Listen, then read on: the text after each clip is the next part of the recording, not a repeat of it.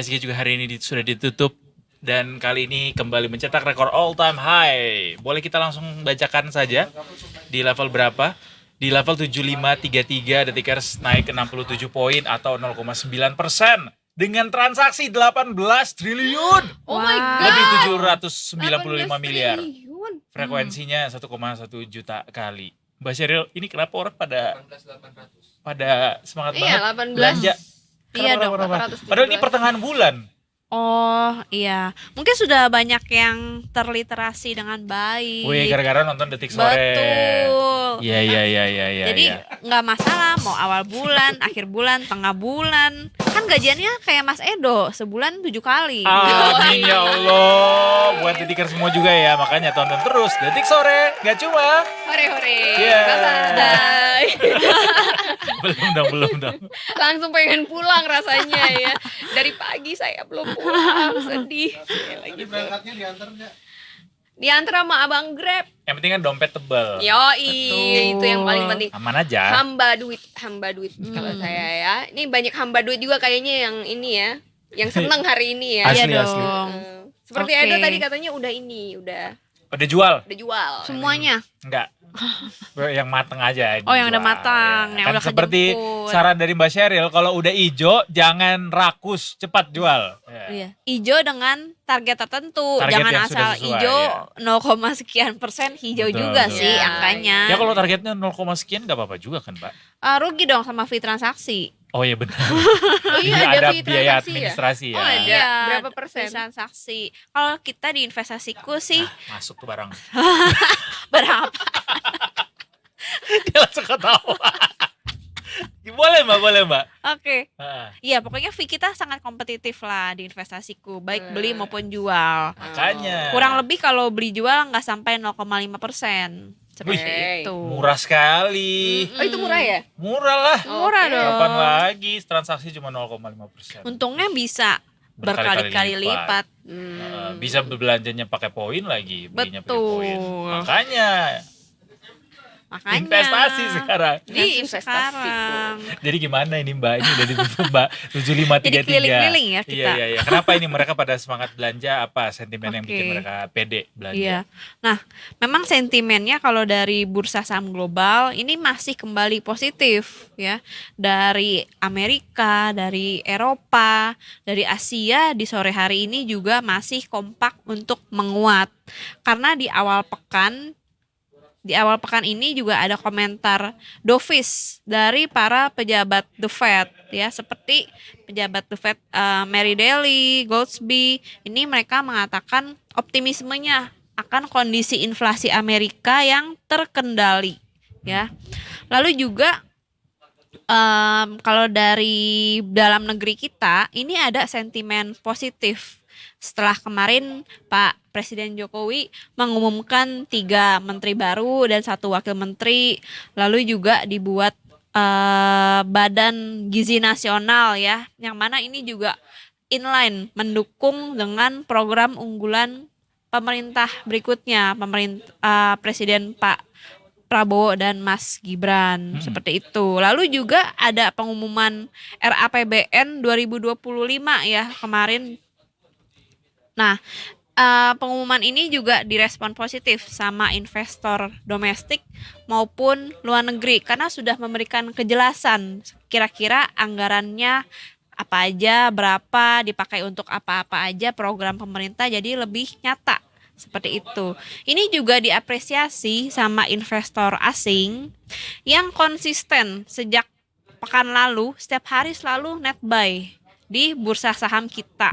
Seperti itu. Jadi kalau investor asing aja net buy, apa kabar kita investor lokal? Harusnya net buy-nya lebih banyak lagi.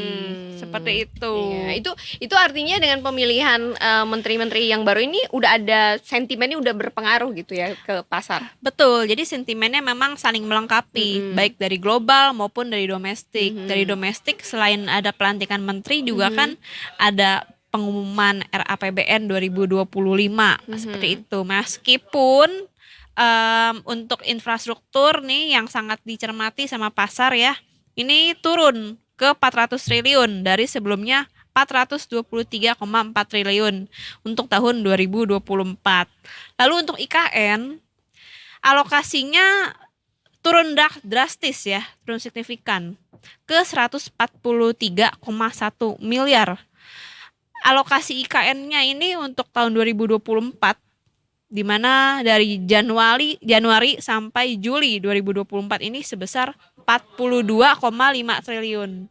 Jadi kebayang sesignifikan apa turunnya untuk pembangunan IKN. Tapi semoga itu bukan berarti IKN tidak jadi dilanjutkan ya. Karena kan tetap ada anggarannya, tapi mungkin ada pangkasan anggaran yang cukup besar dari APBN karena APBN sudah menghabiskan sebanyak itu sehingga the rest harusnya adalah investasi dari luar untuk membangun IKN. Iya, karena untuk pemerintahan baru biasanya kan di tahun-tahun awal itu kan ada transisi. Apalagi pemerintahan baru juga punya program unggulan yang berbeda. Punya program baru, di mana program baru tentunya membutuhkan biaya juga. Yang tadinya dananya belum ada disisihkan untuk RAPBN 2024-2025 udah harus ada. Misalnya kayak untuk makan siang gratis. Ya. Meskipun untuk makan siang gratis juga yang tadinya 400 triliun lebih ya anggaran per tahunnya, jadinya hanya dikasih 70 sekian triliun gitu. Memang kurang lebih nggak mencapai 20% dari yang diharapkan. Tapi memang kita lihat ini suatu progres yang positif walau bagaimanapun ya untuk sektor konsumen primer, meskipun bukan suatu hal yang menguntungkan untuk sektor konstruksi, karena ini tercermin juga dari saham-saham konstruksi yang turun, khususnya konstruksi karya ya, kayak PTPP, Wika, ADI. Meskipun sektor infrastruktur hari ini naik 1% lebih, kita cek ya angka pastinya, infrastruktur naik 1,1%.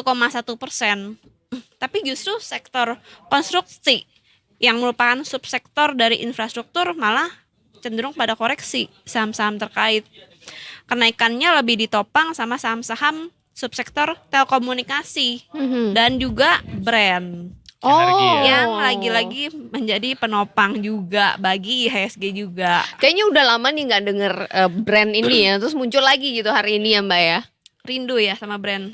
Soalnya di awal-awal tuh kayaknya kita ngebahasnya itu mulu sampai bingung aku ini. Soalnya orang terkaya di Ini Indonesia, apa? bro. Iya, bro. Punya Sis. bro. Sis. Yoi, bro. Makanya Rajo, bro, sekarang brand bro lagi nih, bro. Kenapa bro lagi sih? Iya, memang kemarin di semester 1 brand ini salah satu saham yang paling diandalkan sama trader. Ibaratnya beli meram udahlah pasti profit karena memang trennya strong bullish. Berbeda sama di semester kedua ini, apalagi di Juli ke Agustus cenderung downtrend dalam tren minor.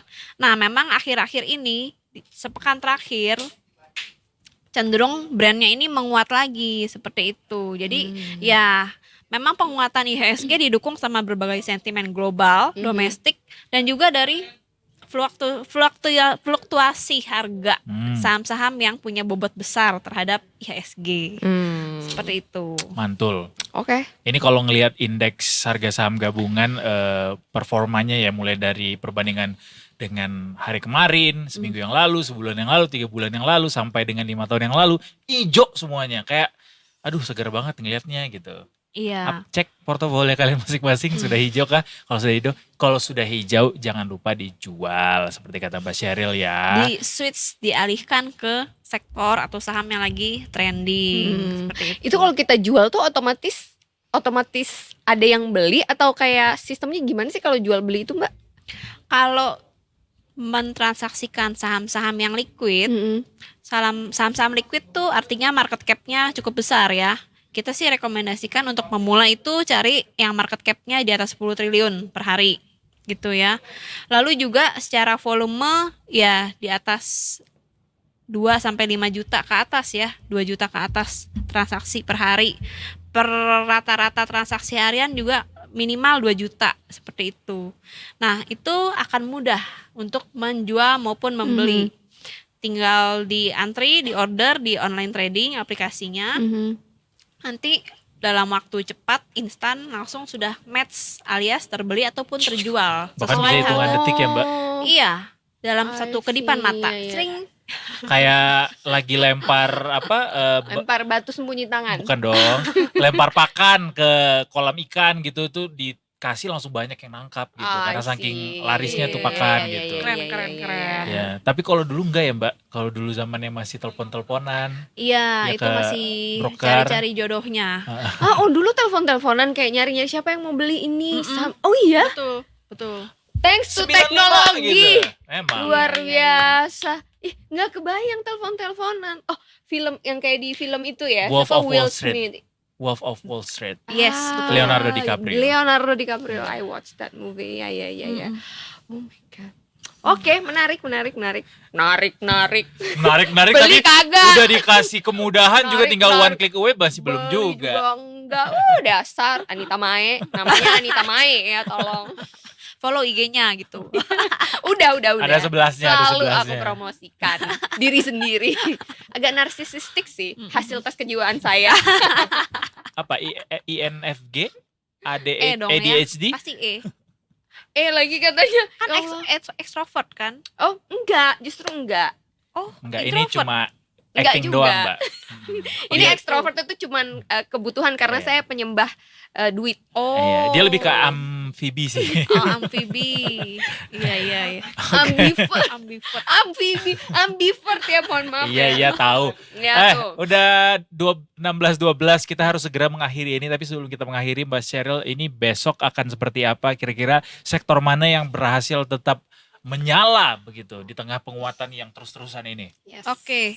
Nah, kalau kita cermati selama 2 hari terakhir ini ya, sektor consumer cyclical selalu menjadi top gainer dibandingkan sektor lainnya. Meskipun Iya. hari ini semua sektor hijau ya. Tapi memang sektor cyclical ini yang paling menyala dibandingkan yang lain. Nyala bangku. Sektor cyclical hari ini menguat 1,65%. Tapi kalau kita breakdown, penopangnya apa sih penguatannya? Hari ini banyak ditopang sama sektor-sektor saham-saham dari grup MNC. Ini banyak yang hampir arah naik belasan persen, puluhan persen. Bahkan ada juga MSIN yang beberapa hari terakhir sudah menguat, kemarin menguat 20% sehari, tapi kena suspend.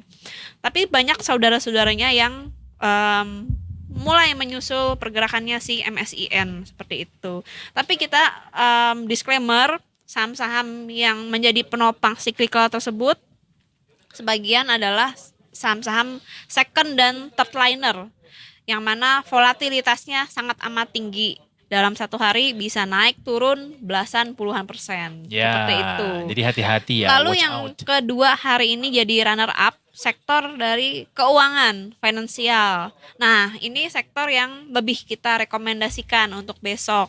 Apalagi besok juga ada pengumuman hasil RDGBI Betul. dan proyeksi ekonomi. Nah, mayoritas sih 90% konsensus pasar di Bloomberg melihat BI akan menahan suku bunga. Bukan pangkas ya, Mbak? Hanya ada 10% Oh, yang konsensusnya lebih dominan tahan. yes, betul.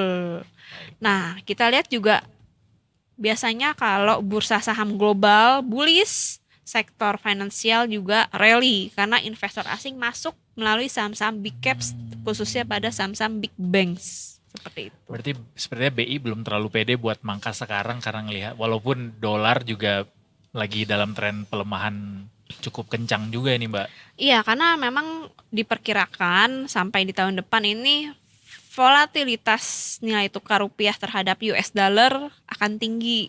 Ini di anggaran tahun 2025 juga dicatatkan prediksi nilai tukar rupiah itu berada di 16.100 ya kalau di anggaran. Survei Kalau di makro. tahun 2024 hanya 15.000 gitu. Jadi kita lihat pemerintah sudah lebih siap untuk market yang volatile secara nilai tukar seperti itu. Itu lebih bagus sih, lebih baik mempersiapkan dibandingkan menetapkan target yang Realistis ya. iya itu lebih realistis dibandingkan targetnya rendah tapi ternyata realitanya nilai tukar kita melemah lebih dalam lagi. Jadi sudah ada bantalan lah dananya seperti Jadi, itu.